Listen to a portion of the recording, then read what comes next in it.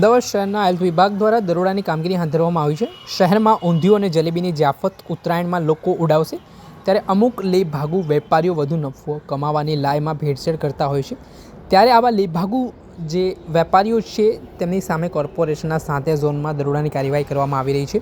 સૌપ્રથમ વખત rapid kit દ્વારા સ્થળ પર તપાસ કરી પરિણામો મેળવવામાં આવી રહ્યા છે। કિટમાં વિવિધ કેમિકલનો ઉપયોગ કરવામાં આવે છે, જેમાં સ્ટર્ચ, યુરિયા, કાર્બોનેટ, વનસ્પતિ ઘી કેમિકલને વધુ પડતો ઉપયોગની ત્વરિત માહિતી આપે છે। આ સમગ્ર કાર્યવાહી પારદર્શક રહે તે માટે બોડી-વાન કેમેરાનો પણ ઉપયોગ કરવામાં આવ્યો છે। ત્યારે આ મામલે શું કહી રહ્યા છે ફૂડ ઓફિસર કેતન મહેતા, તેમને સાંભળો। અને ખાસ કીટ પણ બનાવવામાં આવી છે।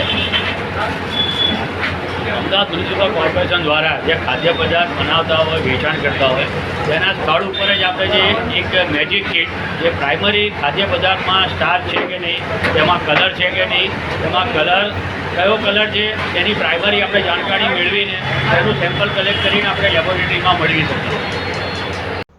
આપણે સાંભળ્યા હતા અમદાવાદ મ્યુનિસિપલ કોર્પોરેશનના ફૂડ ઓફિસર કેતન મહેતા, તેમણે આ મામલે નિવેદન આપ્યું છે અને આ મામલે જે કોઈ પણ ભેળસેળીઓ વેપારી ઝડપાશે તેની સામે આકરી કાર્યવાહી થશે તેવું પણ તેમણે વાત જણાવતા કહ્યું છે। દર્શક મિત્રો, આવા જ વિડીયો જોવા માટે અનકવરેજ ન્યૂઝ જોતા રહો।